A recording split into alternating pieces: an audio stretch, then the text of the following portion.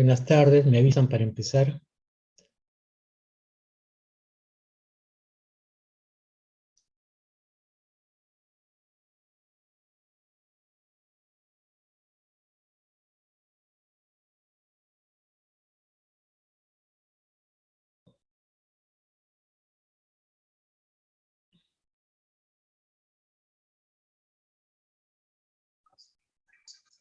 ¿2 minutos?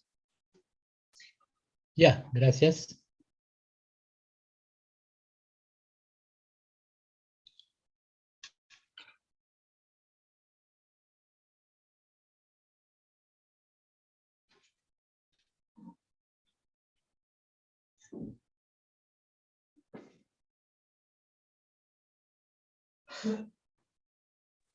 Doctor, mientras tanto podría ir proyectando su pantalla para ver si hay alguna falla técnica o todo está bien.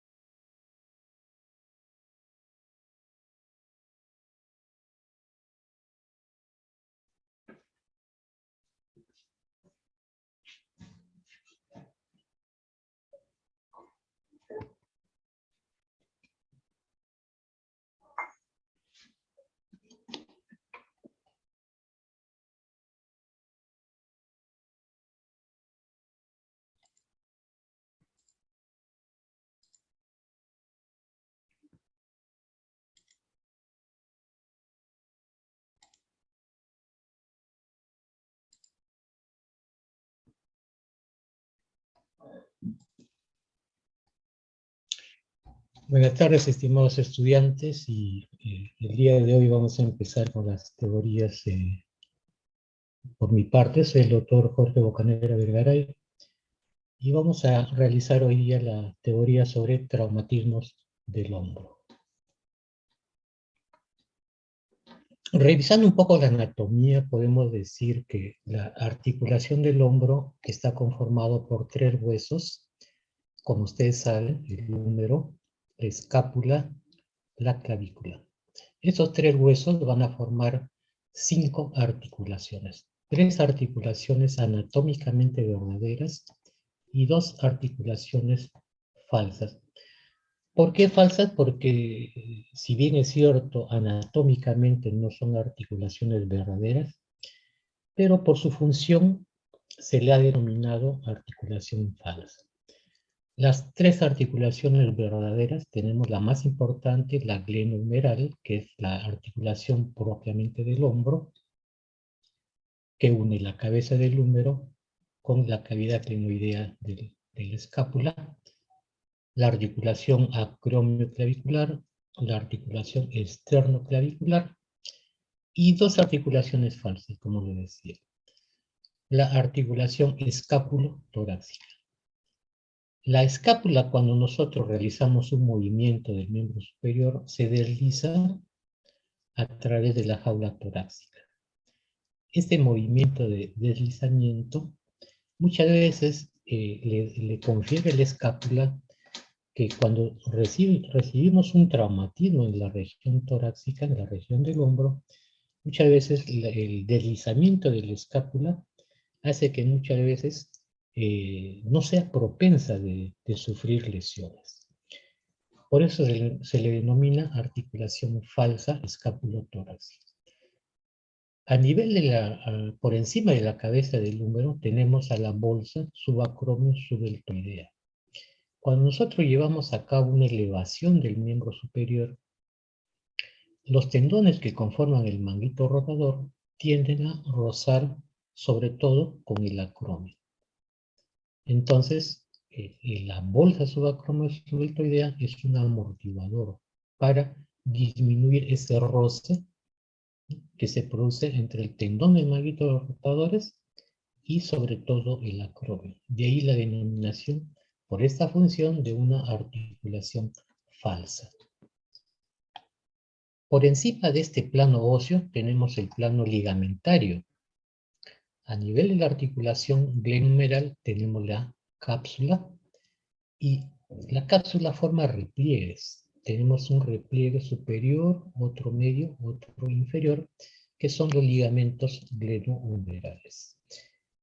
A nivel de la articulación acromioclavicular tenemos estos ligamentos.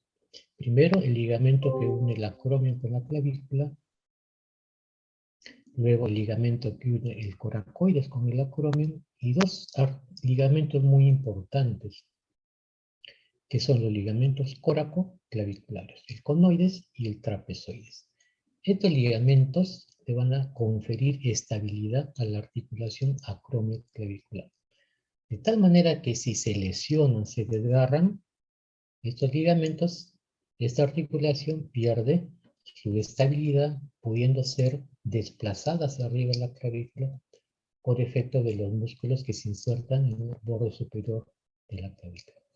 Este es el plano ligamentario, que son estabilizadores primarios, estabilizadores estáticos de la articulación del hombro. Por encima del plano ligamentario tenemos el plano muscular, donde encontramos a músculos muy importantes, como el músculo esternocleidomastoideo, el músculo trapecio, el deltoides, el pectoral. Estos músculos, con su contracción, van a producir también un efecto de estabilizadores, pero en este caso dinámicos. En el tercio medio de la clavícula vamos a observar el paquete vasculonervioso, el plexo braquial, la arteria y vena axilar. Y muy importante tenerlos en cuenta porque podemos tener una fractura de clavícula y se puede producir un daño de esas estructuras y muchas veces son urgencias que nos llevan a realizar tratamientos quirúrgicos de urgencia. Empezamos con la luxación acromioclavicular. La luxación acromioclavicular es una lesión de la articulación del mismo nombre con ruptura de los ligamentos acromioclaviculares con o sin afectación de los ligamentos coracoclaviculares. ¿Qué quiere decir esto? Que esa luxación acromioclavicular se refiere a una lesión de este ligamento que une el acromion con la clavícula. Esta lesión puede ser microscópica, o sea, puede ser un esguince, puede ser una ruptura parcial, puede ser una ruptura total. Y a esto se añade que puede haber lesión de estos ligamentos coracoclaviculares.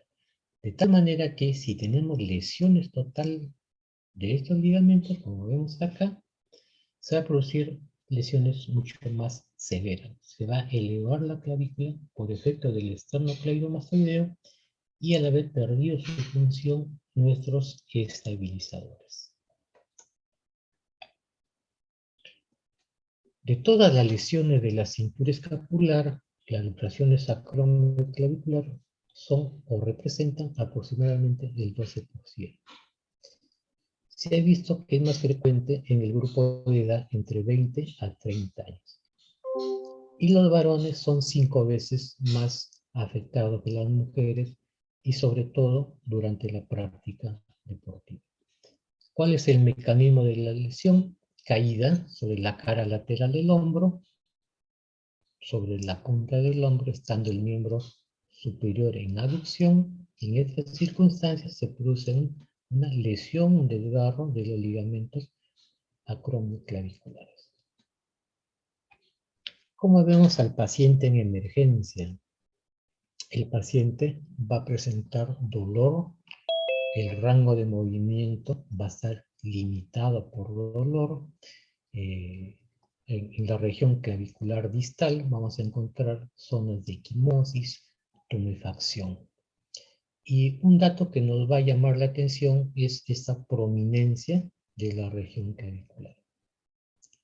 Esta prominencia nosotros lo podemos desplazar hacia abajo, dejamos de presionar y nuevamente la clavícula es llevada hacia arriba. Este movimiento se le denomina signo de la tecla.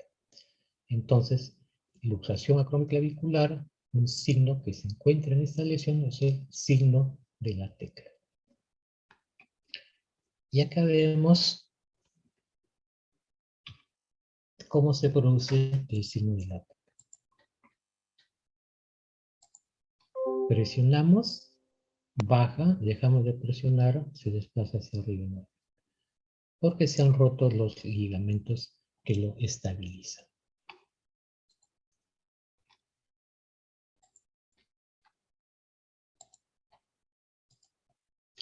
Una vez que tenemos el antecedente traumático, clínicamente tenemos el signo de la tecla, podemos solicitar nuestros exámenes de ayuda diagnóstica. Una simple radiografía nos puede ayudar. Por ejemplo, comparamos el hombro derecho con el hombro izquierdo, vemos que hay una diferencia.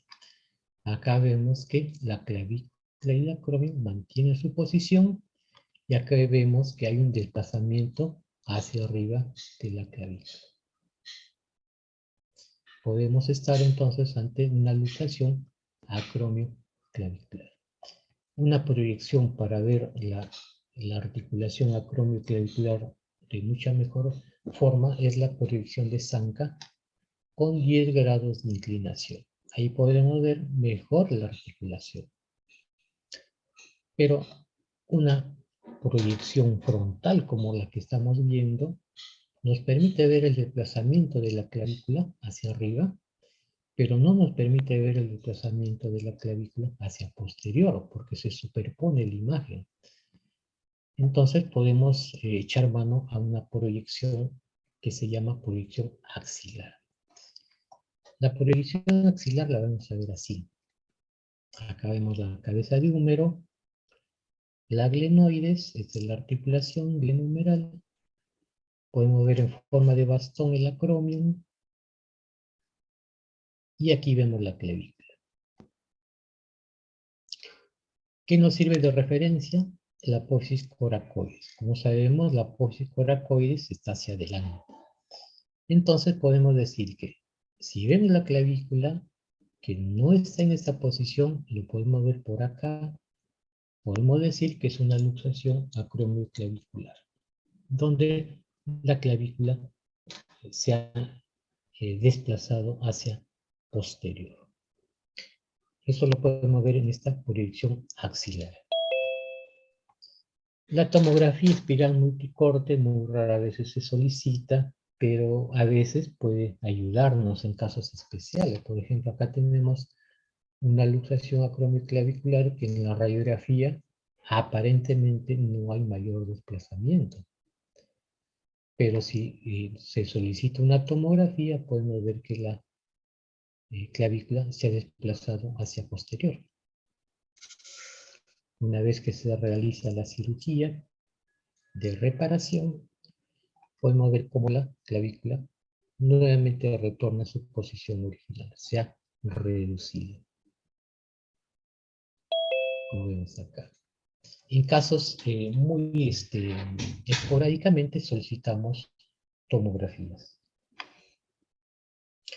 Durante toda su rotación de traumatología, ustedes van a ver que en las teorías se usan las clasificaciones, y las clasificaciones no es más que cierto tipo de fracturas, cierto tipo de luxaciones que mantienen ciertas características. Podemos encasillarlos en diferentes tipos. Esto nos va a proporcionar o nos va a dar una idea de que, por ejemplo, nos van a dar información de qué fracturas, qué luxaciones son más simples, qué luxaciones, qué fracturas son más complejas, qué tratamiento podemos hacer en el tipo tal de fractura, qué tratamiento podemos hacer en otro tipo de fractura o en otro tipo de luxación, qué pronóstico tienen las luxaciones de este tipo, qué pronóstico tienen luxaciones más severas. Entonces, las clasificaciones nos van a ayudar a poder tener un mejor entendimiento. Y entonces en la luxación acromioclavicular utilizamos la clasificación de Rothbard. Rothbard clasifica la luxación acromioclavicular en 6 tipos. Y va de lo más simple a lo más complejo. ¿Y se basa en qué? En la lesión del ligamento acromioclavicular y la lesión de los ligamentos coracoclaviculares. Y el desplazamiento que se realiza a partir de la clavícula. Por ejemplo, el tipo 1 es un esguince. Puede haber rupturas microscópicas, pero no hay rupturas o desgarros ni parciales ni totales. Son solamente microscópicos. Es solamente un esguince. Los ligamentos coracoclaviculares permanecen intactos, de tal manera que la clavícula permanece en su posición. Solamente el paciente va a tener dolor. Ese es el tipo 1. El tipo 2 es diferente. Ya tenemos una lesión del ligamento acromioclavicular.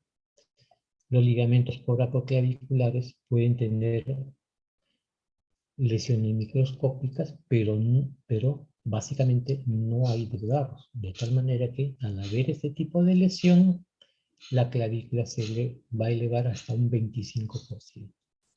Se eleva hasta un 25%, estamos en el tipo 2 de la clasificación de Roth. El tipo 3 se le añade ya lesión o un desgarro total de los ligamentos coracoclaviculares, unido a la lesión del ligamento acromioclavicular, vamos a ver una inestabilidad total.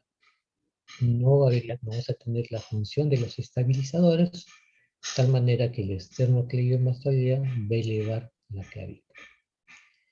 Si se eleva hasta un 100%, estamos en el tipo 3.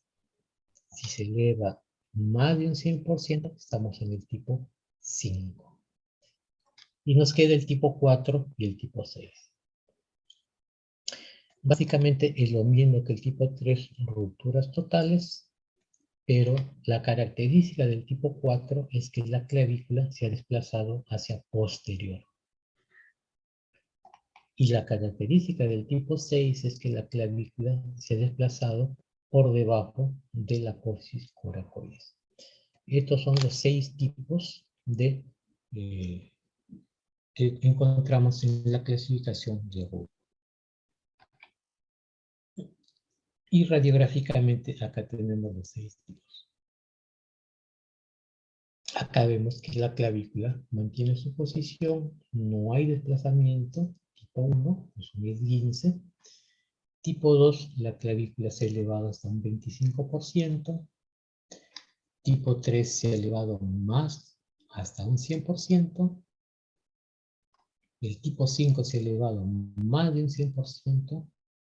El tipo 4, la clavícula se ha desplazado hacia posterior.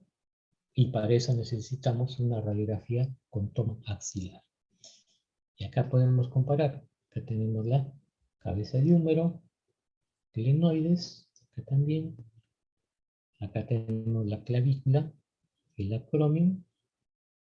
La clavícula mantiene su posición original, pero acá vemos que la clavícula se ha ido hacia posterior.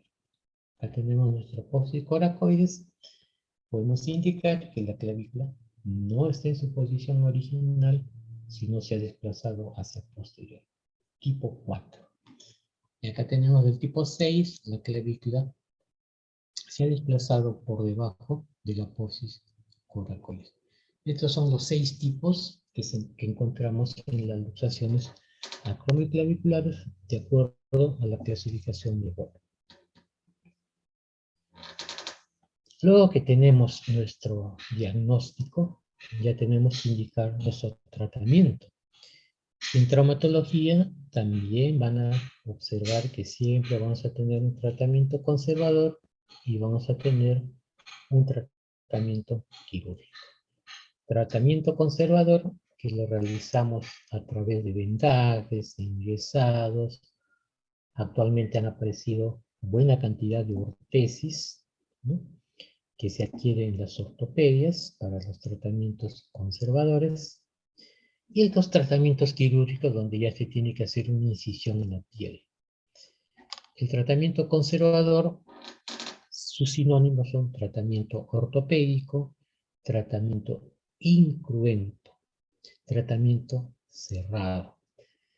Y el tratamiento quirúrgico también se le denomina tratamiento abierto, tratamiento cruento. Y la clasificación de Roux nos va a guiar también el tratamiento. Por ejemplo, tenemos un tratamiento conservador. ¿Qué utilizamos en un tratamiento conservador? Un inmovilizador de hombro. Con esta ortesis podemos inmovilizar el hombro.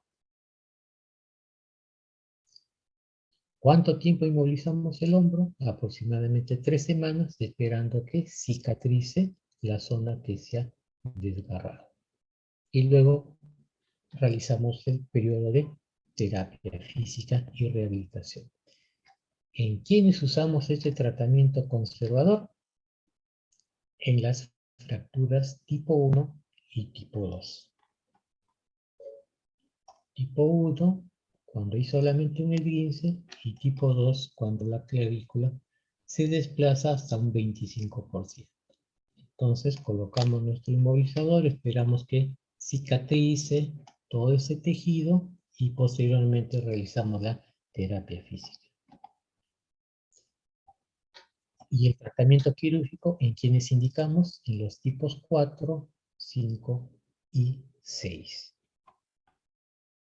4, cuando la clavícula se desplaza hacia el posterior. 5, cuando la clavícula se desplaza más de un 100%.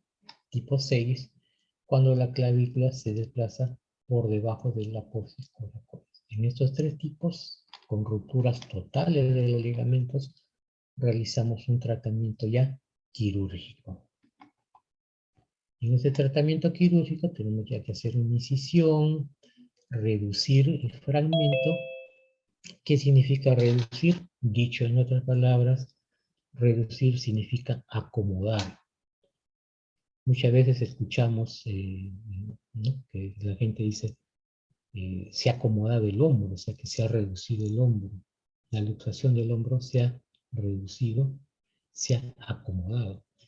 Acá la clavícula que esté elevada, que se ha ido hacia posterior o que se ha ido hacia abajo, se reduce, es decir, se acomoda en su posición original y colocamos un implante para estabilizarlo.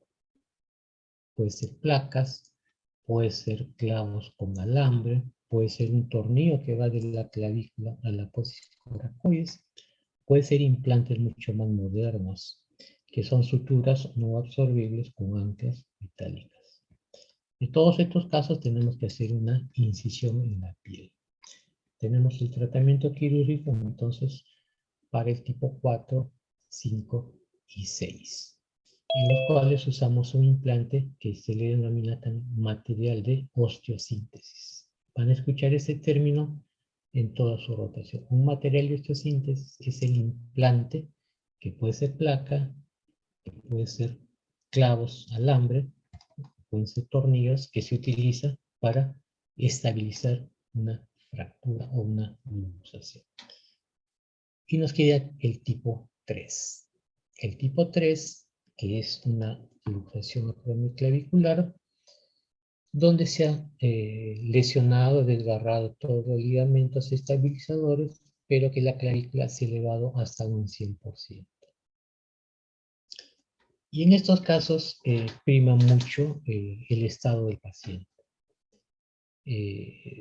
Pacientes de edad avanzada que no realizan mucha actividad, que llevan una vida un poco sedentaria, entonces en ellos es mejor hacer un tratamiento conservador.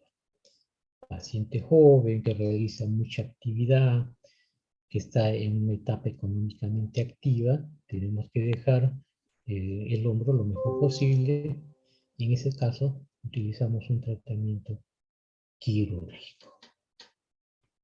Entonces, el tipo 3 sopesamos, de acuerdo a las características del paciente, qué tipo de tratamiento usamos. un tratamiento conservador o un tratamiento quirúrgico. ¿Qué complicaciones nos produce una luxación acromioclavicular? Muchas veces estos pacientes que son tratados quirúrgicamente, que son tratados conservadoramente, por un buen tiempo, presentan muchas veces un dolor residual. Tengan en cuenta que esta es una articulación, que la parte de la clavícula, la parte de la acromio está tapizado por un tejido cartilaginoso, que muchas veces se produce una lesión y muchas veces se va produciendo fenómenos o problemas degenerativos que va produciendo un dolor a nivel de la articulación. Y muchas veces se va produciendo ya un problema degenerativo, como vemos acá, el cartílago articular se va degenerando, se va produciendo una artrosis, que le produce una rigidez en esa articulación. Este es otro tipo de complicación.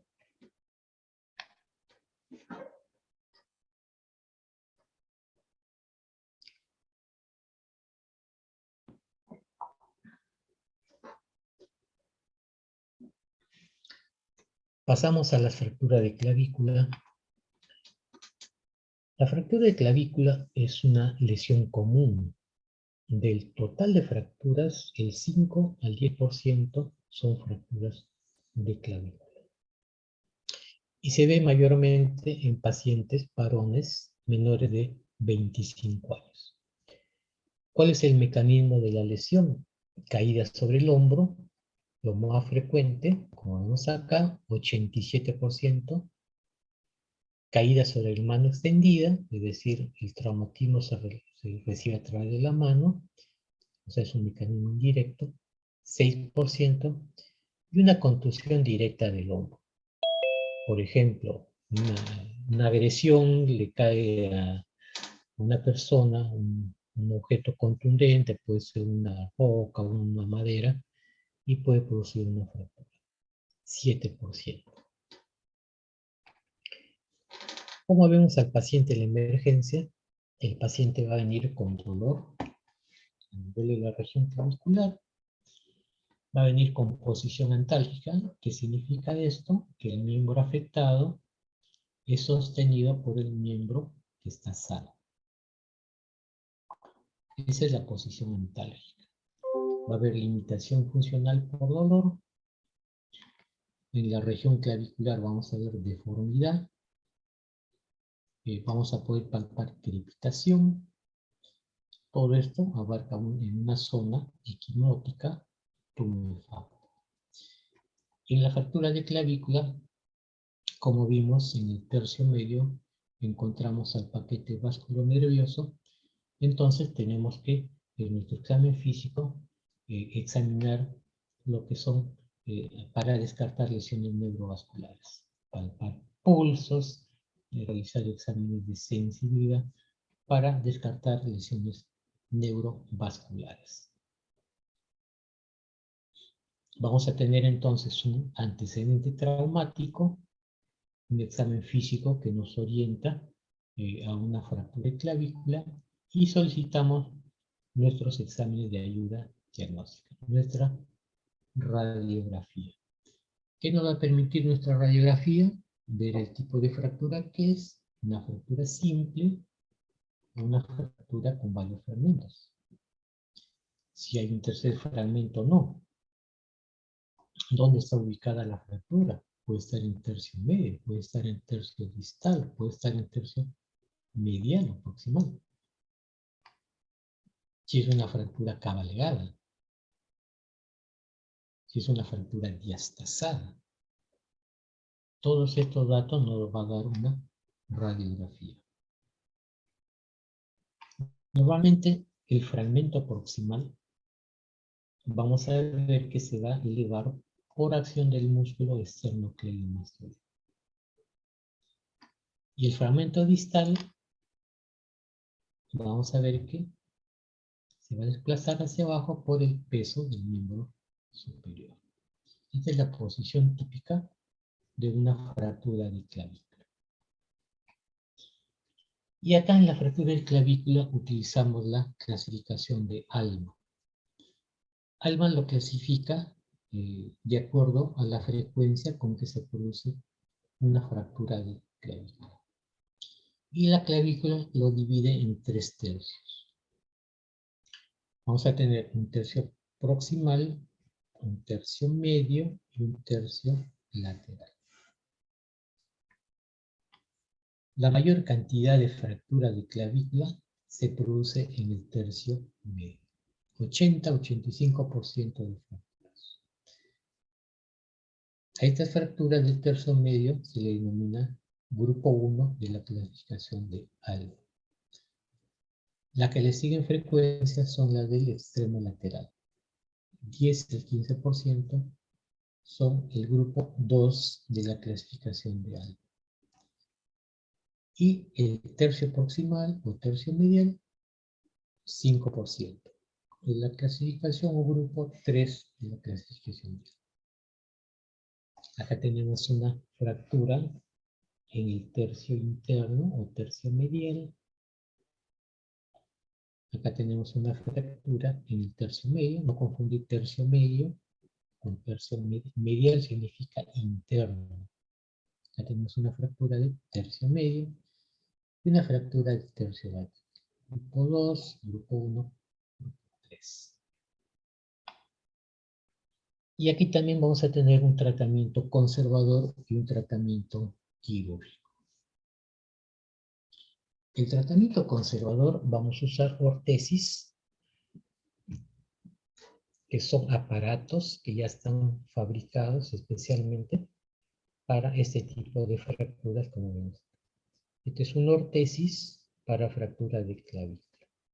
Y este es un inmovilizador de hombro. Esta ortesis para fractura de clavícula simula lo que antiguamente se utilizaba el vendaje en 8. Lo que hace esta ortesis es llevar los hombros hacia atrás, tratando que la clavícula mantenga su tamaño lo más normal que pueda. Y este es un inmovilizador de hombro. Muchas veces las fracturas de clavícula, la gran cantidad de fracturas son tratadas conservadoramente. Si es una fractura que no hay mucho desplazamiento, podemos usar un inmovilizador del hombro.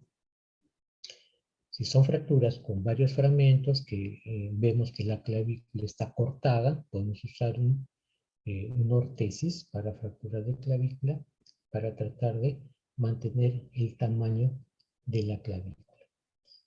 Y tenemos por otra parte el tratamiento quirúrgico, donde ya tenemos que hacer una incisión y utilizar un material de osteosíntesis, es decir, un implante que puede ser placa, puede ser prótesis. El tratamiento conservador lo utilizamos para la gran mayoría de fracturas de clavícula. Inmovilizamos, bien sea con un inmovilizador del hombro, con una ortesis para fractura de clavícula, 3 a 6 semanas, donde ya tenemos un callo aceptable, y luego completamos el tratamiento con una terapia física. La gran pregunta es, la clavícula, la fractura de clavícula, ¿tenemos que reducir los fragmentos exactamente? Dicho de otra manera, los fragmentos, tanto proximal como distal, ¿tenemos que acomodarlos 100%? Y la respuesta es no. La clavícula nos permite, puede tener cierto desplazamiento. Por ejemplo, acá vemos el fragmento proximal y el fragmento distal que no están reducidos totalmente. Hay un escalón, hay un desplazamiento, pero ha consolidado en esta posición con un buen callo, de tal manera que este paciente, una vez que hay una buena consolidación, va a hacer una terapia física y va a hacer una vida casi normal, una buena función. Entonces podemos decir que la fractura de clavícula no se puede producir conservadoramente ni mantener en posición perfecta, pero los resultados estéticos son aceptables y los funcionales buenos. Por eso es que la gran mayoría de fracturas de clavícula se tratan conservadoramente. Y tenemos el tratamiento quirúrgico. ¿Qué ventajas tiene el tratamiento quirúrgico? Que restablecemos la anatomía. Vemos que acá se ha reducido, se ha acomodado perfectamente los dos fragmentos y se ha mantenido esta reducción, se ha estabilizado con una placa y tornillos. Esa es la ventaja de un tratamiento quirúrgico, que se restablece la anatomía. Eso le permite al paciente tener mejor confort, poder realizar una terapia física más precoz. Pero ¿qué inconvenientes tiene? Que muchas veces tenemos que hacer una incisión y para colocar, por ejemplo, una placa tenemos que denudar el hueso, el periósteo tenemos que separarlo para poder encajar ahí la placa. ¿Esto qué produce? Desperiodización. ¿Esto qué produce? Devascularización. Disminuye la irrigación del hueso y puede llevarnos a un retardo de consolidación, que estamos en la etapa donde ya un hueso debe consolidar y vemos que no hay todavía callos, es un retardo de consolidación.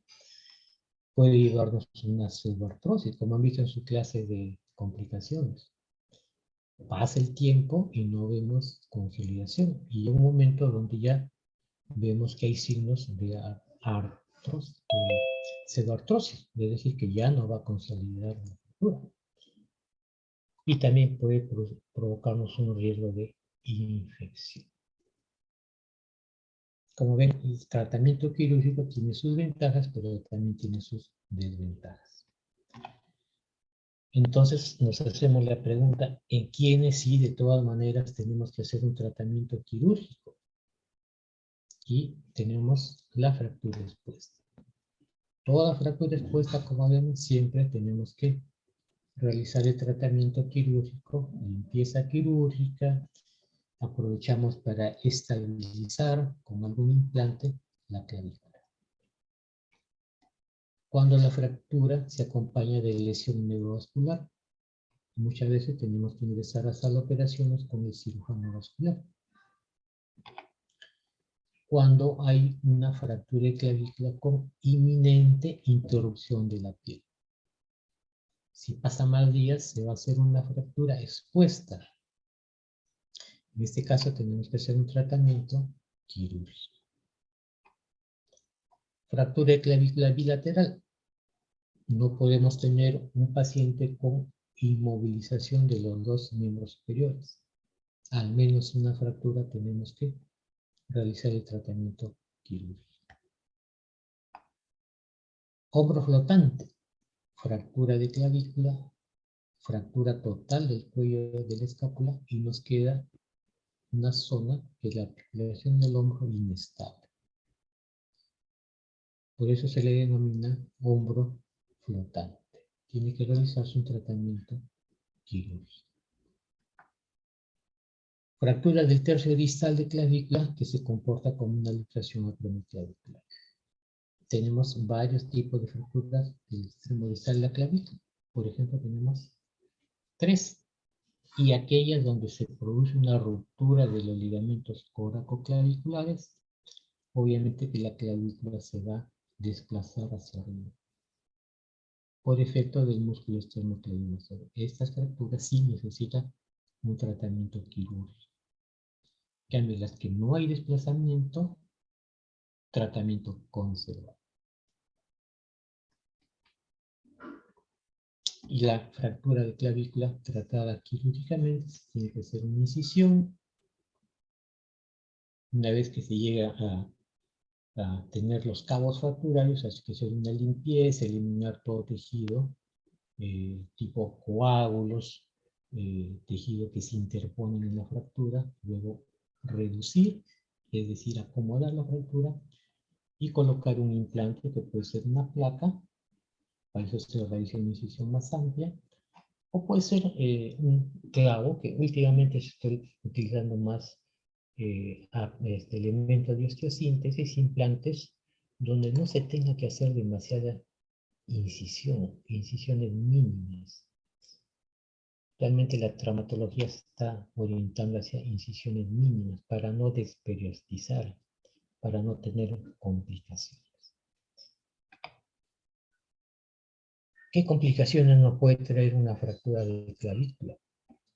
Inicialmente, siempre hay riesgo de lesión vasculonerviosa, como decía. Muchas veces se tiene que ingresar a sala de operaciones con un cirujano vascular. Riesgo de lesiones cutáneas. El hueso, cuando se fractura, se comporta como un objeto, ¿no?, que puede lesionar la piel. Muchas veces los pacientes que se tratan quirúrgicamente pueden presentar cicatrices quimoideas. Muchas veces estas cicatrices se adhieren al hueso. Como sabemos, la clavícula está inmediatamente por debajo de la piel celular. Y esto a veces es incómodo para el paciente. Pseudoartrosis es la más grave. Por ejemplo, acá vemos cómo hay formación de callo, pero no hay unión. Estamos ante una pseudoartrosis. No hay unión, se ve una línea fracturada. Acá vemos una fractura que estaba cabalgada, tampoco se ha realizado una unión. Ya son pseudoartrosis, no hay consolidación.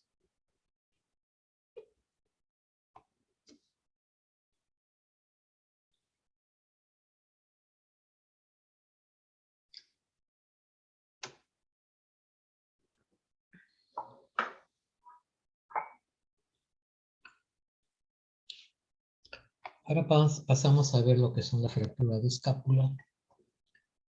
Un poco para recordar lo que es la escápula, que como sabemos es un hueso par, es un hueso plano. Lo encontramos en la parte posterior y superior del tórax. Por arriba lo encontramos a nivel del primer espacio intercostal y por debajo a nivel de la octava costilla. Tiene forma de triángulo, tiene dos caras, una anterior y una posterior, tres bordes, un borde interno, un borde externo, un borde superior y tres ángulos. Un ángulo superior, un ángulo inferior y un ángulo articular donde encontramos la cavidad del molde. De todas las fracturas, el menos del 1% son fracturas de escápula. Y si tomamos en cuenta solo la fractura del hombro, vamos a ver que son el 5%, es decir, una frecuencia baja. Esta baja incidencia se debe a la movilidad, como les decía, hay una articulación falsa, la escapulotorácica, y esta movilidad de la escápula le permite que se dispersen las fuerzas traumáticas y muchas veces no es afectada la escápula. Pero cuando tenemos una fractura de escápula, muchas veces puede ser producto de traumatismo de alta energía. Por lo que en los traumatismos de alta energía podemos encontrar asociado otro tipo de fracturas. Por ejemplo, fracturas costales, que se ha visto en un 52% de los casos, de las costillas, contusión pulmonar, 41%, neumotórax, 32%, y fracturas vertebrales, 29%.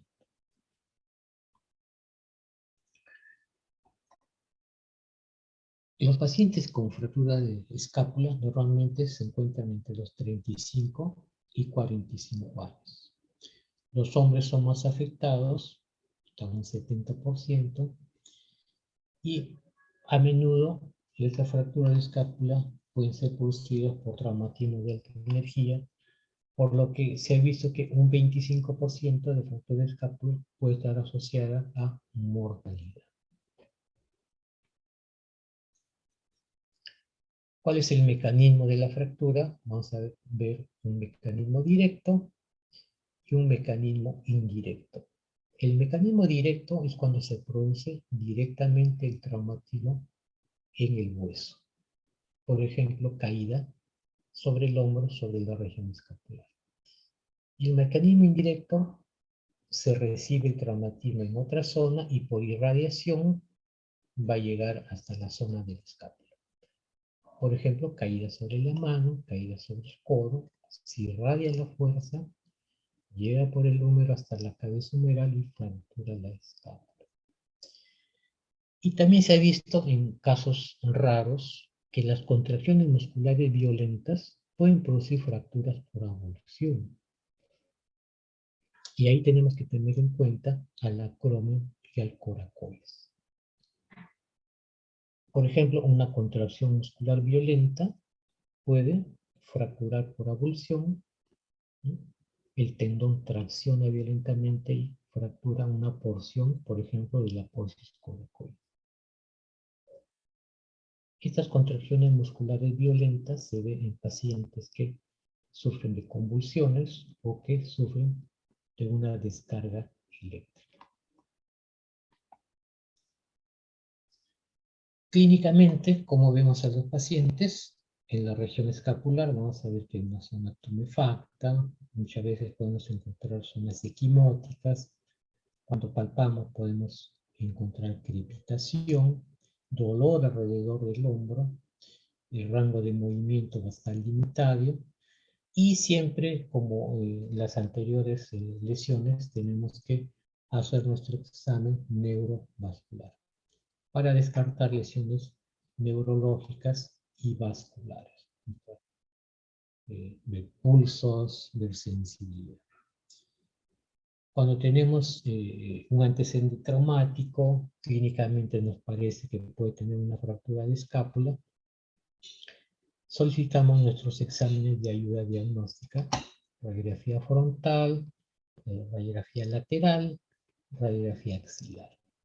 Ahí podemos ver los diferentes tipos de fractura. Por ejemplo, en una radiografía frontal podemos ver una fractura del cuello de la escápula con desplazamiento.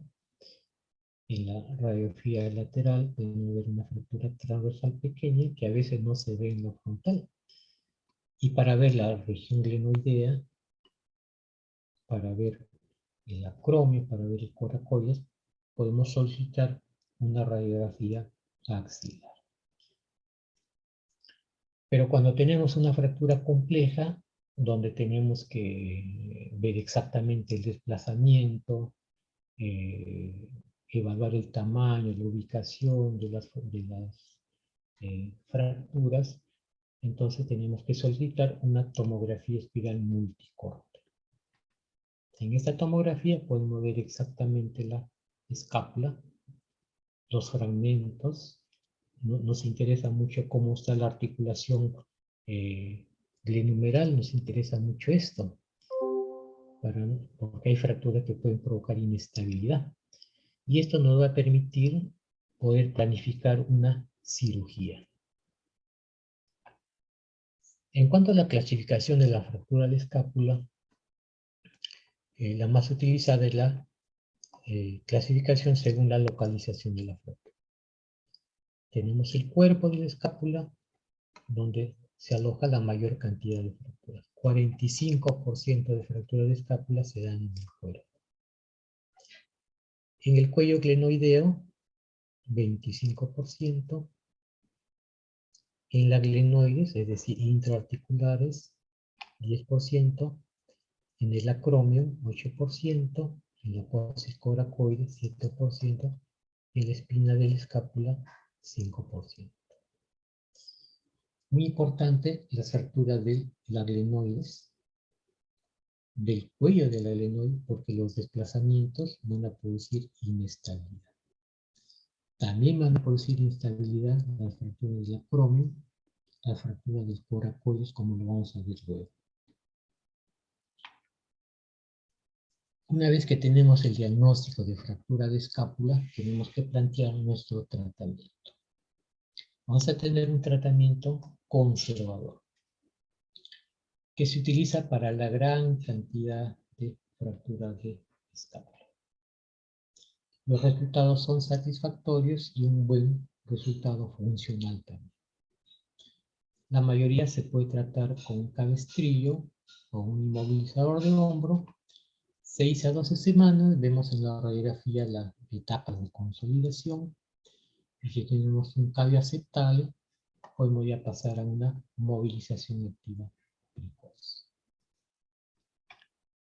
Y el tratamiento quirúrgico que utilizamos para fracturas de glenoides, fracturas del cuello de los glenoides, del acromion coracoides, porque estas fracturas no van a producir inestabilidad cuando están desplazadas. Estas fracturas, como ven acá, se debe intervenir si son muy desplazadas o anguladas, pues condicionan inestabilidad. Por ejemplo, acá tenemos una fractura de glenoides. Vemos cómo se ha diastazado, se ha abierto los glenoides. Tenemos un fragmento acá, otro acá, y una inestabilidad de la articulación. Vemos cómo se ha tratado con un tornillo, se ha reducido.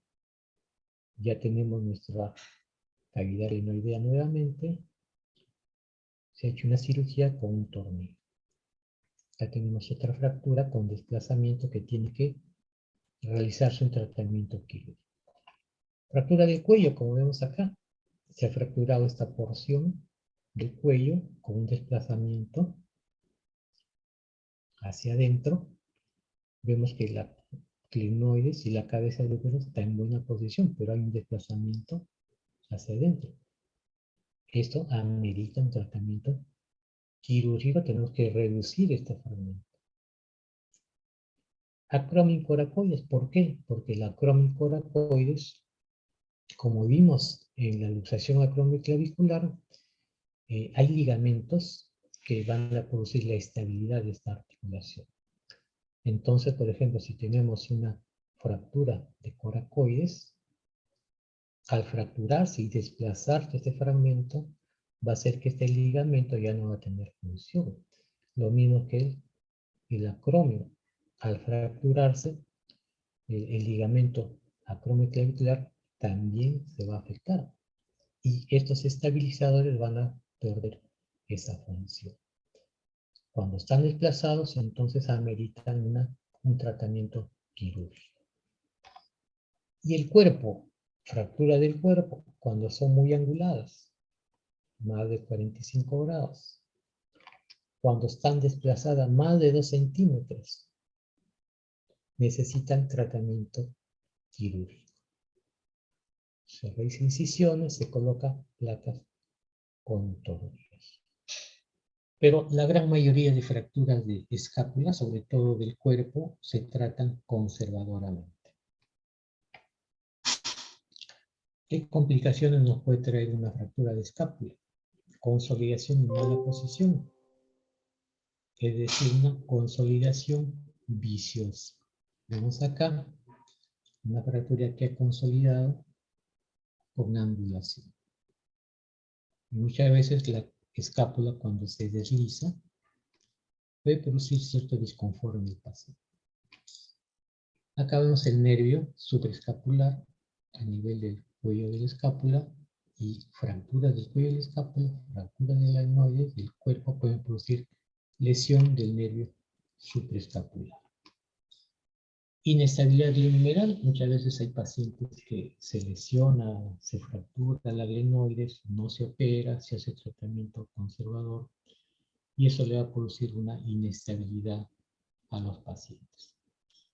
Y muchas veces las fracturas que afectan la glenoides van hacia una artrosis, una enfermedad degenerativa, produciendo rigidez y dolor en el paciente.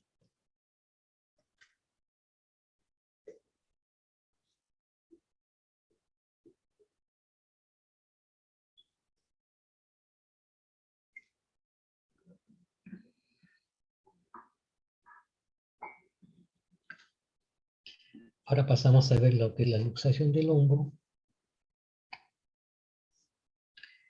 La luxación del hombro o glenohumeral es la pérdida completa de congruencia entre la superficie articular de la cabeza humeral y la cavidad glenoidea, que produce una pérdida de la estructura de su estabilidad. Acá tenemos un esquema donde vemos que hay una discrepancia de tamaño entre la cavidad glenoidea, que es pequeña, y la cabeza humeral, que es mucho más grande. Esta discrepancia de tamaño nos lleva a dos cosas. Por una parte, que hay un gran rango de movilidad. En el hombro es una articulación con gran movilidad, se hacen todos los movimientos. Pero por otra parte, hace que esta característica lo haga vulnerable a las luxaciones. ¿Cómo se protege el organismo? Formando un labrum, que es un tejido fibrocartilaginoso, que su objetivo es ampliar la zona de contacto con la cabeza humeral. Y por otra parte, con nuestra cápsula, nuestros ligamentos glenohumerales. Todo esto son nuestros estabilizadores estáticos. Pero por otra parte tenemos los estabilizadores dinámicos, que es el plano muscular. Sobre todo los tendones, los músculos del manguito rotador, la porción larga del bíceps. Cuando se contraen los músculos de estos tendones, tiende a centrarse la cabeza humeral en la cavidad glenoidea. De tal manera que ante esta vulnerabilidad de la articulación del hombro a la luxación, tenemos nuestros estabilizadores. De todas las luxaciones, el 50% son del hombro, o sea que son frecuentes. Hay un pico de incidencia entre los 21 a 30 años que se da en varones deportistas, sobre todo deporte de contacto, y de 61 a 80 años en mujeres por una caída casual, ¿no?, en la casa. Va a haber tres tipos de luxación del hombro o glenohumeral. Cuando la cabeza humeral se luxa hacia adelante, vamos a tener la luxación glenohumeral anterior. Cuando la cabeza humeral se desplaza hacia atrás, hacia posterior, tenemos la luxación posterior. Y si la cabeza se desplaza por debajo de la cavidad glenoidea, tenemos la luxación inferior o erecta. Como ven, la gran cantidad de luxaciones de hombros son anteriores, 97%. Son raras las luxaciones posteriores, 2 a 4%, y mucho más rara la luxación erecta.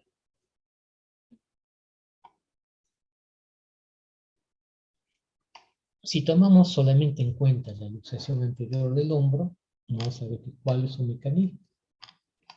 Para que se produzca una luxación de hombro anterior, tiene que haber un traumatismo de atrás hacia adelante sobre la parte superior del brazo, donde se encuentra la cabeza del húmero. El miembro tiene que estar en abducción, rotación externa y en extensión. En esas circunstancias se luxa el hombro. Puede ser por un traumatismo en una actividad deportiva de contacto, puede ser por una caída casual. Y este es el mecanismo. ¿Cómo vemos al paciente en emergencia? El paciente va a llegar en esta posición. Posición antálgica. El miembro afectado es sostenido por el miembro sano. El paciente va a tener dolor intenso y no vamos a poder realizar ningún tipo de movimiento en esta articulación. Esta articulación va a estar bloqueada. ¿Y qué es lo que le da la característica de la luxación anterior del hombro? Es la siguiente. Nosotros tenemos una redondez del hombro, que lo da la cabeza del húmero que está acá y el músculo del tórax. ¿Qué pasa si la cabeza del húmero se luxa, se va hacia adelante y hacia adentro? Entonces, esta redondez se pierde, se aplana. De tal manera que al aplanarse nos va a dar la sensación que el acromion va a ser prominente. Palpamos con un dedo, vamos a encontrar vacía la glenoides.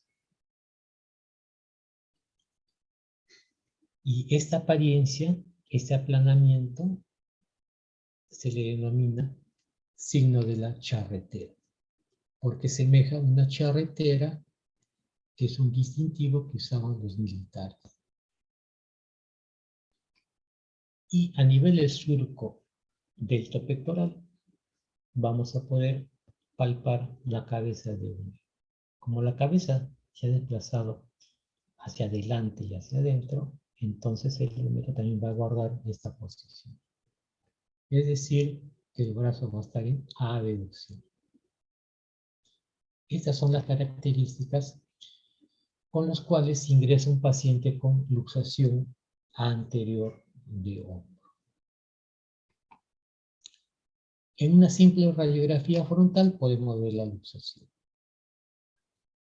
Pero tenemos otras radiografías, otras proyecciones, por ejemplo, la escapulolateral, que el rayo, la proyección, va en esta posición. Y esta proyección nos permite ver que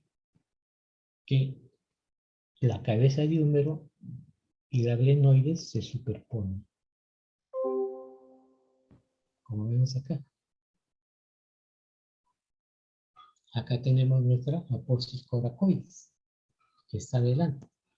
Si tomamos una radiografía lateral y vemos que la cabeza de húmero no coincide con la cavidad glenoidea, podemos decir que es una luxación anterior. Como vemos acá. Se va hacia el coracoides. Pero si vemos que la cabeza no coincide con la cavidad glenoidea y se va opuesto a la apófisis coracoides, es una luxación posterior. Para eso nos sirve esta radiografía escapulateral o lateral. Una vez que tenemos nuestra luxación anterior del hombro, tenemos que reducir la luxación y es una urgencia. Tenemos que realizar nuestras maniobras y tenemos infinidad de maniobras que mayormente hay que familiarizarse con algunas que son más conocidas. La maniobra de Kocher, la maniobra de la silla, que se utiliza mucho en las emergencias de los hospitales. La maniobra de Hipócrates, como ven acá, que se utilizaba antiguamente. Acá vamos a ver la maniobra de Hipócrates, que se utilizaba antiguamente. Vemos cómo se ha perdido, se ha aplanado la redondez del hombro. La cabeza del húmero está por acá.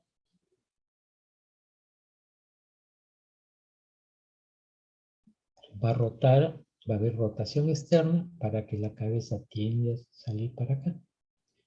Con el pie en la silla y tracción, y van a ver cómo se reduce la luxación. Y luego, que se reduce, se tiene que hacer el vendaje, la inmovilización. Acá tenemos la maniobra de Kocher.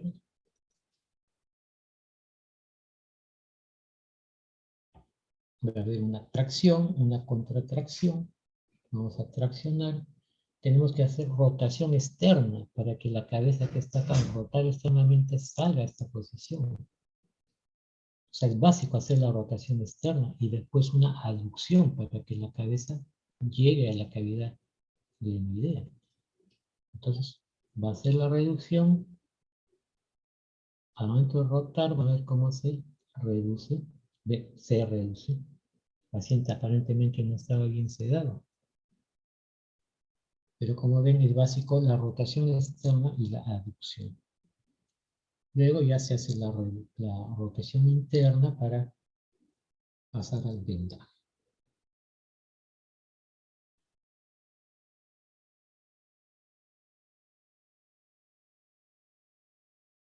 Pero ya nuevamente tenemos la redondez del hombro.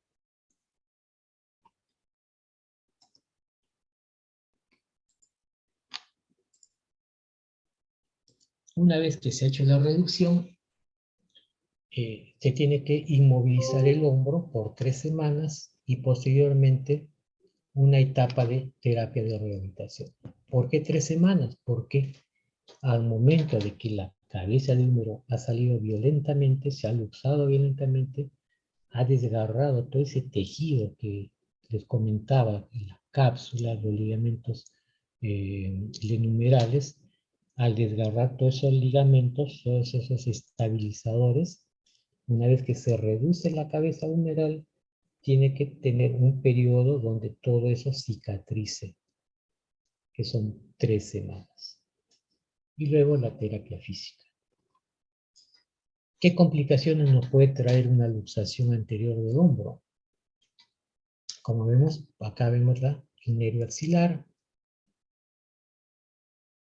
Al salir violentamente la cabeza, al luxarse, desgarra todo este tejido capsular con sus ligamentos y puede lesionar también el nervio axilar. El paciente va a tener una zona de hipoestesia en la región del tobillo.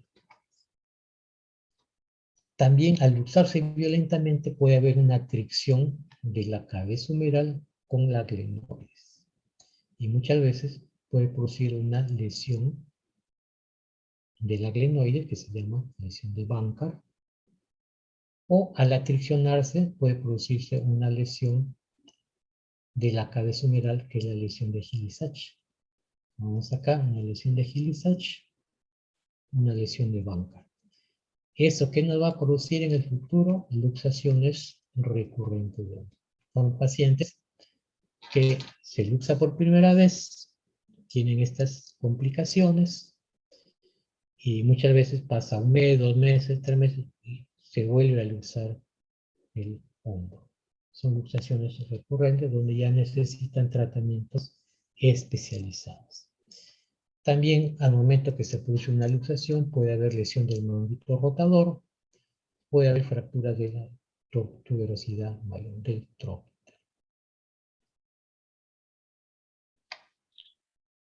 Y la luxación posterior del hombro, que son poco frecuentes, de 2 al 5% de todas las luxaciones del hombro.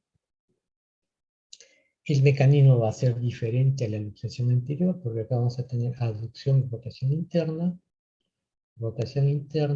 aducción, y en este momento se produce un traumatismo, pero que va de adelante hacia atrás, y eso produce la luxación.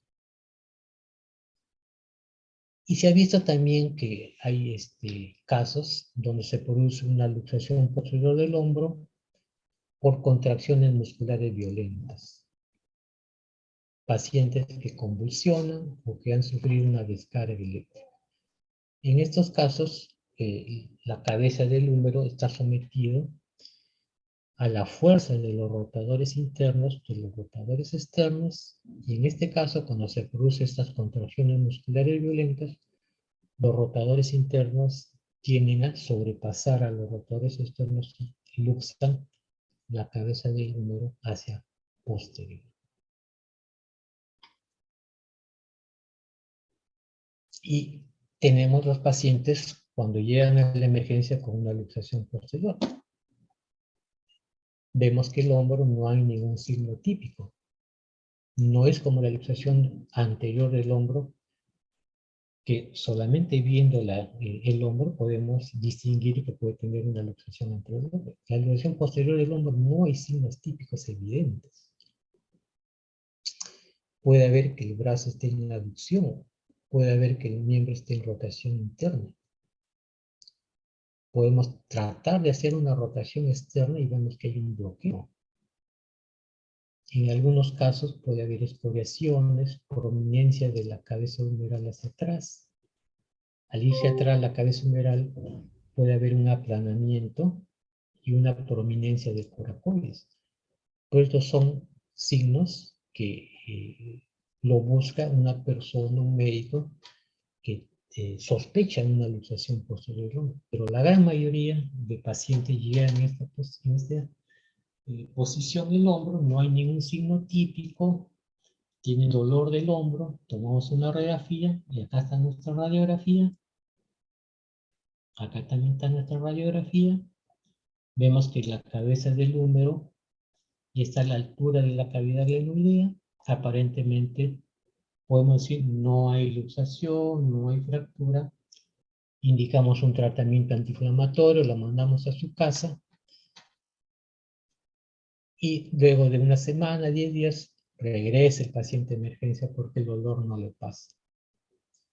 Entonces, un médico que puede sospechar que puede tener una luxación posterior del hombro, recién puede buscar algunos signos y puede solicitar que una radiografía lateral en Y.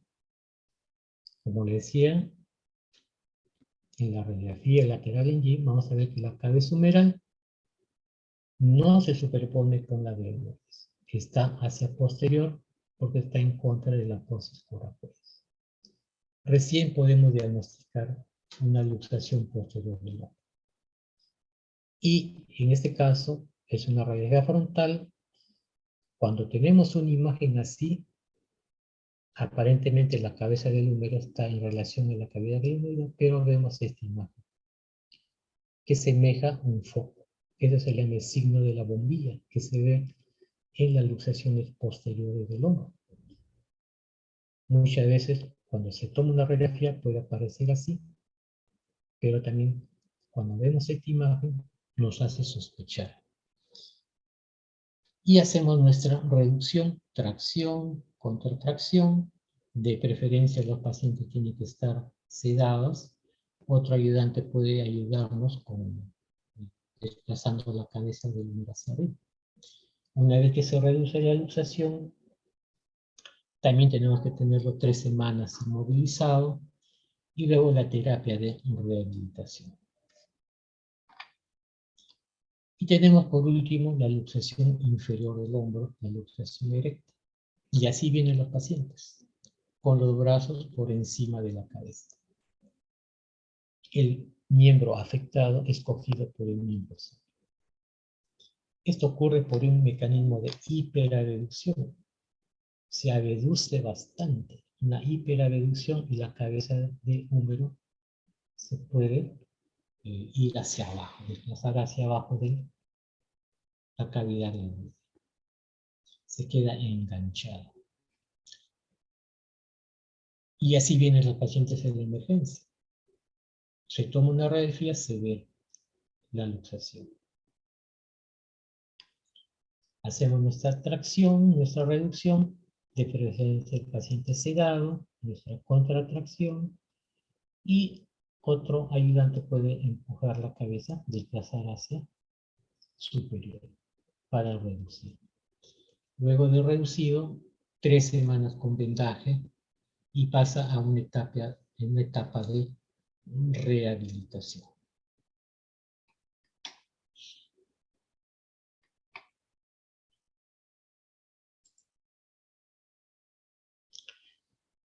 Bueno, si tuvieran alguna pregunta, algo que no les haya quedado claro.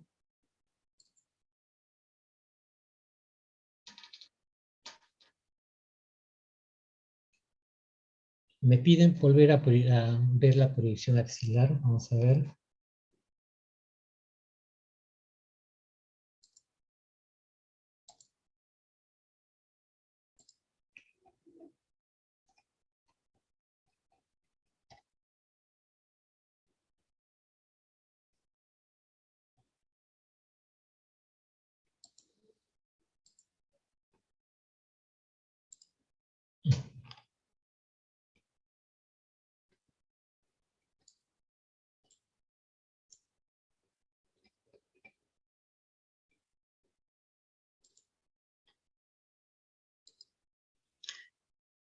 La proyección axilar, vemos la cabeza de húmero en esta posición. Vemos la glenoides, que es en nuestra articulación glenohumeral. Y acá vemos el acromio como un bastón. Acá vemos la clavícula. Y acá vemos la posis coracoides, que es esta de acá. Acá lo estamos viendo en esta incidencia. Si la clavícula que lo vemos acá, lo vemos no en esta posición, sino posteriormente, podemos decir que la clavícula se ha desplazado hacia el posterior. Como lo vemos acá. Acá vemos la cabeza humeral, acá vemos la glenoides, acá vemos el acromion, y no vemos acá la clavícula. La clavícula recién lo vemos, la sombra acá. Se ha desplazado hacia posterior, porque tomamos como referencia la apófisis coracoides que está hacia adelante.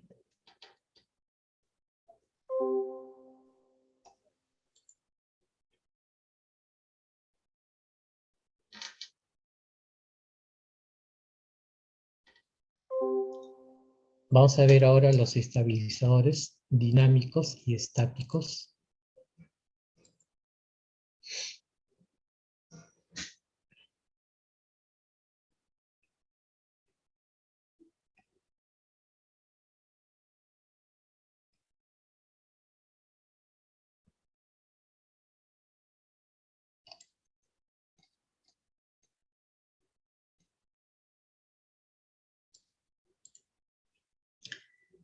Decía que cuando ustedes vean su clase de luxación de cadera, van a ver que hay una buena congruencia entre la cabeza del fémur y el cóndilo. Pero en cambio acá, en la articulación del hombro, hay una discrepancia. La cabeza humeral es demasiado grande para la cavidad glenoidea.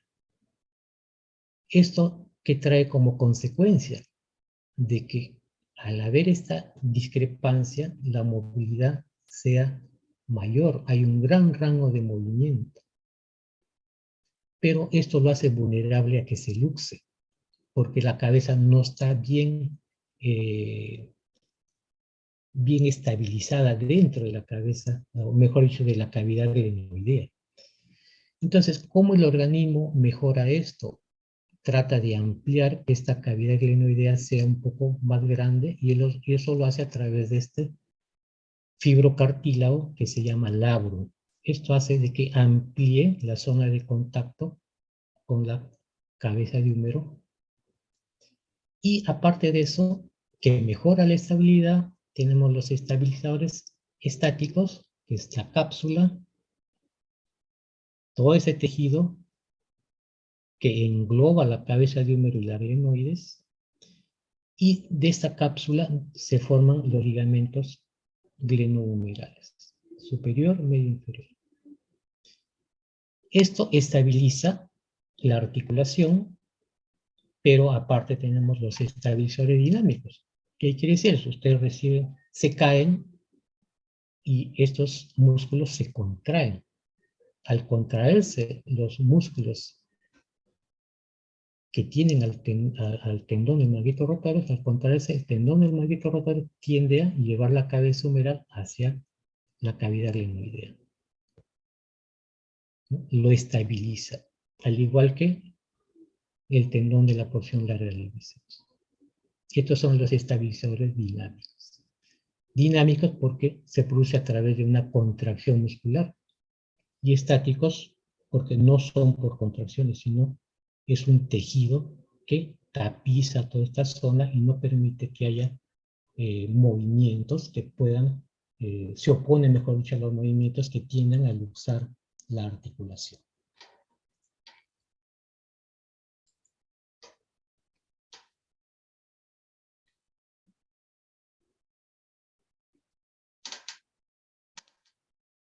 ¿Alguna otra pregunta?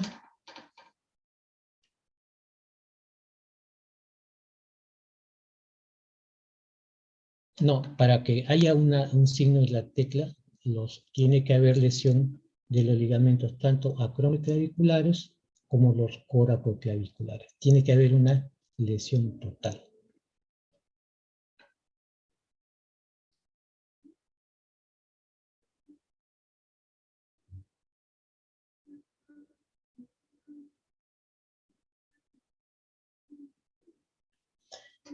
Bueno, espero que la clase haya sido de su agrado y nos vemos en la siguiente teoría. Muchas gracias por su atención.